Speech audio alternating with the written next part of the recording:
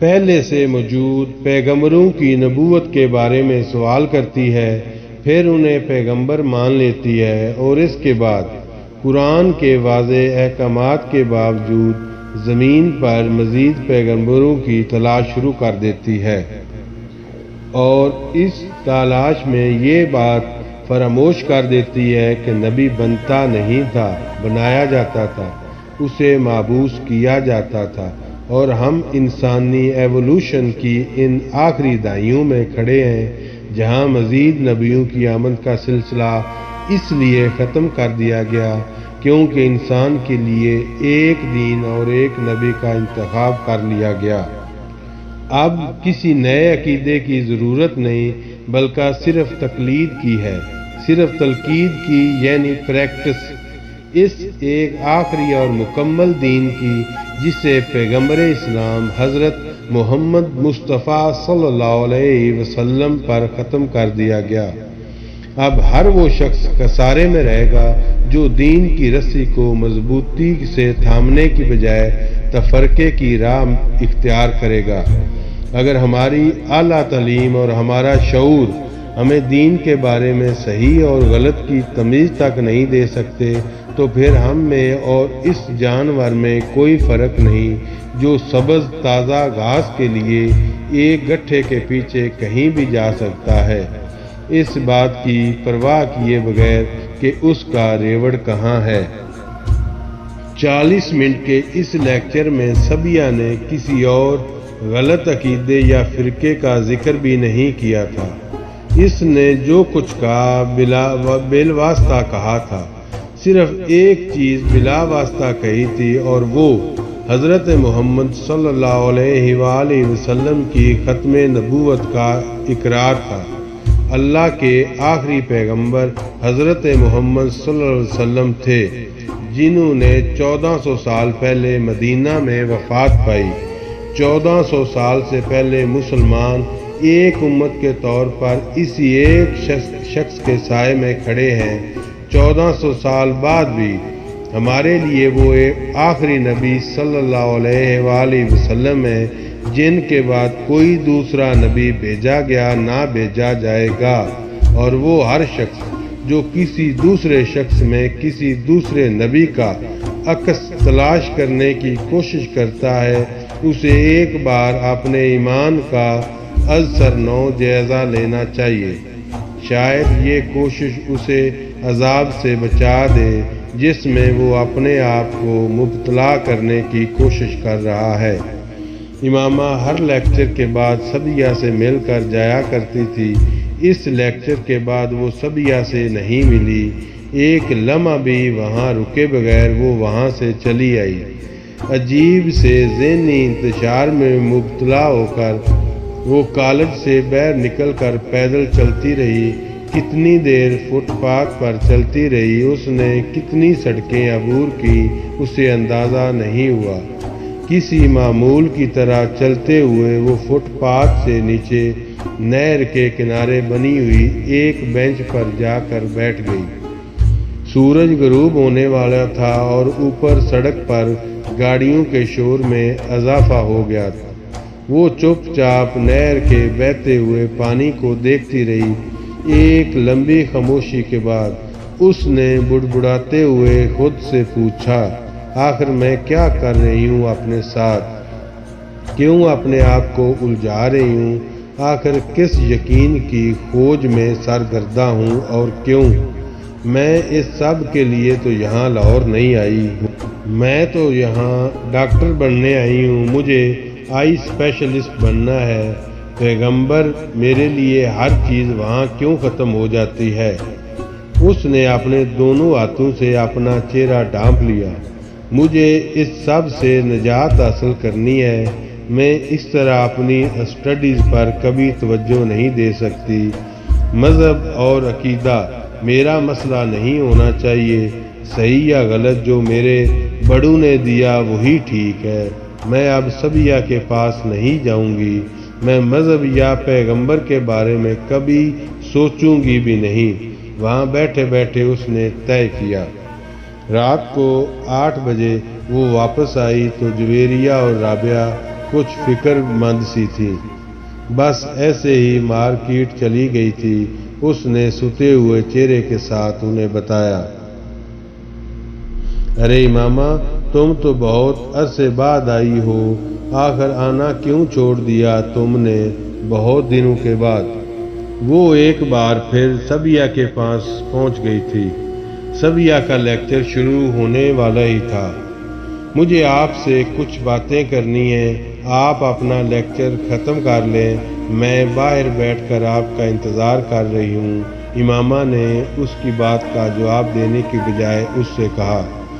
ٹھیک ہے۔ 45 منٹ کے بعد جب سبیہ اپنا لیکچر ختم کر کے باہر نکلتی تو اس نے امامہ کو باہر کوریڈور میں ٹہلتے ہوئے پایا۔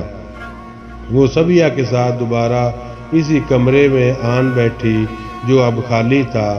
سبیہ خاموشی سے اس کی طرف سے بات شروع کرنے کا انتظار کرتی رہی۔ امامہ چند لمحے کسی سوچ میں ڈوبی رہی، پھر اس نے سبیہ سے کہا، آپ کو پتہ ہے کہ میں کس مذہب سے ہوں؟ ہاں میں جانتی ہوں، جویریہ نے مجھے بتایا تھا، سبیہ نے پرسکون انداز میں کہا۔ میں آپ کو بتا نہیں سکتی میں کس حد تک فرسٹریٹڈ ہوں۔ میرا دل چاہتا ہے میں دنیا چھوڑ کر کہیں بھاگ جاؤں۔ اس نے کچھ دیر کے بعد سبیہ سے کہنا شروع کیا۔ میں اس نے دونوں ہاتھوں سے اپنا سر پکڑ لیا۔ مجھے پتا ہے کہ اس نے ایک بار پھر اپنی بات ادھوری چھوڑ دی۔ پھر خاموشی۔ مگر میں اپنا مذہب نہیں چھوڑ سکتی، میں تباہ ہو جاؤں گی۔ میرے ماں باپ مجھے مار ڈالیں گے، میرا کیریئر، میرا خواب، سب کچھ ختم ہو جائے گا۔ میں نے تو سرے سے عبادت کرنا تک چھوڑ دی ہے، مگر پھر بھی پتہ نہیں کیوں مجھے سکون نہیں مل رہا۔ آپ میری صورتحال کو سمجھیں، مجھے لگ رہا ہے یہ سب کچھ غلط ہے اور صحیح کیا ہے مجھے نہیں معلوم۔ امامہ تم اسلام قبول کر لو۔ سبیہ نے اس کی بات کے جواب میں صرف ایک جملہ کہا، یہ میں نہیں کر سکتی۔ میں آپ کو بتا رہی ہوں میں کتنے مسائل کا شکار ہو جاؤں گی، تو پھر تم میرے پاس کس لیے آئی ہو؟ سبیہ نے اسی پرسکون انداز میں کہا۔ وہ اس کا منہ دیکھنے لگی، پھر اس نے بے بسی سے کہا، پتہ نہیں میں آپ کے پاس کس لیے آئی ہوں، تم صرف یہی ایک جملہ سننے کے لیے آئی ہو جو میں نے تم سے کہا ہے۔ میں تمہیں کوئی دلیل نہیں دوں گی کیونکہ تمہیں کسی سوال کے جواب کی تلاش نہیں۔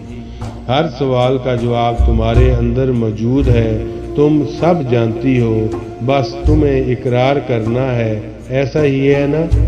امامہ کی آنکھوں میں آنسو تیرنے لگے۔ مجھے لگ رہا ہے میرے پاؤں زمین سے اکھڑ چکے ہیں، میں جیسے خلا میں سفر کر رہی ہوں، اس نے بھرائی ہوئی آواز میں کہا۔ سبیہ نے اس کی بات کا جواب نہیں دیا، وہ بسم اللہ پڑھ رہی تھی۔ امامہ گیلی آنکھوں کے ساتھ اس کا چہرہ دیکھنے لگی۔ کچھ کہیں بھی نظر نہیں آتا، سبیہ کچھ بھی نہیں۔ اس نے اپنے ہاتھوں کی پشت سے اپنے آنسو کو صاف کیا۔ لا الہ الا اللہ۔ سبیہ کے اب آہستہ آہستہ لب ہلنے لگے۔ امامہ دونوں ہاتھوں سے چہرہ ڈھانپ کر بچوں کی طرح پھوٹ پھوٹ کر رونے لگی اور وہ روتے روتے سبیہ کے پیچھے کلمے کے الفاظ دہرا رہی تھی، لا الہ الا اللہ محمد الرسول اللہ۔ امامہ نے اگلے الفاظ دہرائے، اس کی آواز بھرا گئی۔ امامہ کی سمجھ میں نہیں آ رہا تھا اسے اتنا رونا کیوں آ رہا تھا۔ اسے کوئی پچھتاوا، کوئی افسوس نہیں تھا، مگر پھر بھی اسے اپنے آنسو پر قابو پانا مشکل ہو رہا تھا۔ بہت دیر تک روتے رہنے کے بعد اس نے جب سر اٹھایا تو سبیہ اس کے پاس بیٹھی ہوئی تھی۔ امامہ گیلے چہرے کے ساتھ اسے دیکھ کر مسکرا دی۔ رابعہ اور جویریہ ایک دوسرے کا منہ دیکھ رہی تھی اور امامہ اپنے پاؤں کے انگوٹھے کے ساتھ فرش کو رگڑتے ہوئے کسی سوچ میں ڈوبی ہوئی تھی۔ تمہیں یہ سب کچھ ہمیں پہلے ہی بتا دینا چاہیے تھا۔ جویریہ نے ایک طویل وقفے کے بعد اس خاموشی کو توڑا۔ امامہ نے سر اٹھا کر اسے دیکھا اور پرسکون انداز میں کہا، اس سے کیا ہوتا؟ کم از کم ہم تمہارے بارے میں کسی غلط فہمی کا شکار تو نہ ہوتے اور تمہاری مدد کر سکتے تھے ہم دونوں۔ امامہ نے سر جھٹکتے ہوئے عجیب سے انداز میں مسکرائی۔ اس سے کوئی خاص فرق نہیں پڑتا۔ مجھے تو بہت خوشی ہے امامہ کہ تم نے ایک صحیح راستے کا انتخاب کیا۔ دیر سے صحیح مگر تم غلط راستے سے ہٹ گئی ہو۔ جویریہ نے اس کے پاس بیٹھتے ہوئے نرم لہجے میں کہا، تم اندازہ نہیں کر سکتی کہ میں اس وقت تمہارے لیے اپنے دل میں کیا محسوس کر رہی ہوں۔ امامہ چپ چاپ اسے دیکھتی رہی۔ تمہیں اگر ہم دونوں کی طرف سے کسی بھی مدد کی ضرورت ہو، ہچکچانا مت، تمہاری مدد کر کے ہمیں خوشی ہو گئی۔ مجھے واقعی تم لوگوں کی مدد کی بہت ضرورت ہے، بہت زیادہ ضرورت ہے۔ امامہ نے کہا، میری وجہ سے اگر تم اپنے مذہب کی اصلیت جانچ کر اسے چھوڑ دیا تو، جویریہ کہہ رہی تھی۔ امامہ کا اس کا چہرہ دیکھنے لگی۔ تمہاری وجہ سے؟ اس نے جویریہ کا چہرہ دیکھتے ہوئے سوچا۔ اس کا ذہن اسے کہیں اور لے جا رہا تھا۔ دھند میں سے ایک اور چہرہ ابھر رہا تھا۔ وہ اسے دیکھتی رہی۔ وہ چہرہ آہستہ آہستہ واضح ہو رہا تھا، زیر آب ابھرنے والے کسی نقش کی طرح۔ چہرہ اب واضح ہو گیا تھا۔ امامہ مسکرائی۔ وہ اس چہرے کو پہچان سکتی تھی۔ اس نے اس چہرے کے ہونٹوں کو ہلتے دیکھا اور آہستہ آہستہ وہ آواز سن سکتی تھی۔ وہ آواز سن رہی تھی، قطرہ مانگے ہو تو اسے دریا دے دے، مجھ کو کچھ اور نہ دے، اپنی تمنا دے دے۔ میں صرف یہ چاہتی ہوں کہ تم لوگ کسی کو کچھ نہ بتاؤ، زینب کو بھی نہیں۔ اپنے سر کو جھٹکتے ہوئے اس نے جویریہ اور رابعہ سے کہا۔ ان دونوں نے اس بات میں سر ہلا دیا۔ کچھ نہیں مانگتا شاہوں سے یہ شیدا تیرا، اس کی دولت ہے فقط نقش کف پا تیرا۔ پورے قد سے میں کھڑا ہوں تو یہ تیرا کرم، مجھ کو جھکنے نہیں دیتا سہارا تیرا۔ لوگ کہتے ہیں کہ سایہ تیرے پیکر کا نہ تھا، میں تو کہتا ہوں جہاں بھر پہ ہے سایہ تیرا۔ وہ اس آواز کو پہچانتی تھی۔ یہ جلال انصر کی آواز تھی۔ امامہ کو میڈیکل کالج میں چند روز ہوئے تھے جب ایک ویکینڈ پر اسلام آباد آنے کے بعد اس نے رات کو زینب کے گھر لاہور فون کیا۔ بیٹا میں زینب کو بلاتی ہوں، تم ہولڈ رکھو۔ زینب کی امی فون رکھ کر چلی گئیں۔ وہ ریسیور کان سے لگائے انتظار کرنے لگی۔ کچھ نہیں مانگتا شاہوں سے یہ شیدا تیرا، اس کی دولت ہے فقط نقش کف پا تیرا۔ مردانہ آواز میں فون پر سنائی دینے والی وہ نعت امامہ نے پہلے بھی سنی تھی، مگر اس وقت جو کوئی بھی اسے پڑھ رہا تھا وہ کمال جذب سے اسے پڑھ رہا تھا۔